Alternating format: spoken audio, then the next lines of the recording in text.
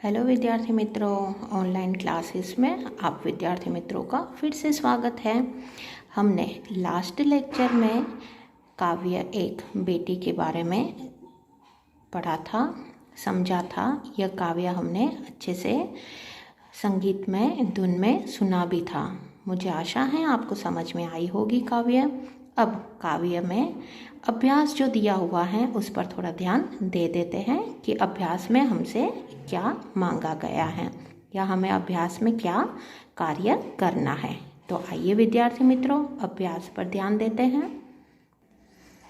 अभ्यास से पहले आपको इसके शब्दार्थ, मुहावरे और काव्य अपनी नोटबुक में अच्छे से लिखने हैं। प्रश्न 1 में आरोह अवरोह समूह गान करना है, जो हमने सर्वप्रथम कर लिया था। मौखिक क्वेश्चन है जो इस प्रकार है, आत्मनिर्भर बनने के लिए आप क्या करेंगे। आपको जो समझ में आए आपको वह आंसर बताना है, लिखना है एक वाक्य उत्तर में। बेटी पढ़ लिख कर क्या करेगी, उसका भी आंसर आपको स्वयं ही काव्य के आधार पर लिखने हैं। इस तरह से पांचों प्रश्न तैयार कर लेने हैं। थर्ड क्वेश्चन जो है, बॉक्स में दिए गए शब्दों के अर्थ शब्दकोश में से ढूंढकर उन्हें शब्दकोश के क्रम में पत्तियों में लिखिए।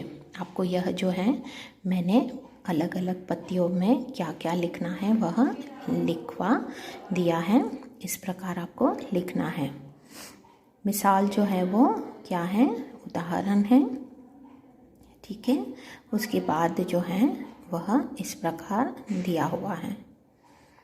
मिसाल देते हैं, वह उदाहरण है, उसका शब्द इस प्रकार आपको लिखना है।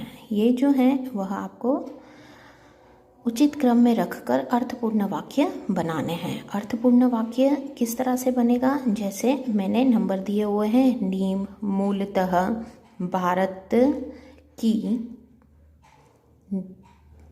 धरती का पेड़ है। इस तरह से पहले जो यह क्रम दिया है उसमें लिखोगे, फिर वाक्य कर कर आपको अच्छे से लिखना है। देखिए उदाहरण भी दिया हुआ है उसी प्रकार, और मैंने आपको नंबर भी दे दिया है कि कौन सा अक्षर पहले लिखोगे और कौन सा बाद में। उसी प्रकार आपको लिखना है। ये देखिए, इस प्रकार आपको अभ्यास जो है अपनी नोटबुक में अच्छे से लिख लेना है। मुझे आशा है आपको अच्छे से समझ में आया होगा और आपको इस प्रकार कंप्लीट कर देनी है अपनी नोटबुक। धन्यवाद विद्यार्थी मित्रों।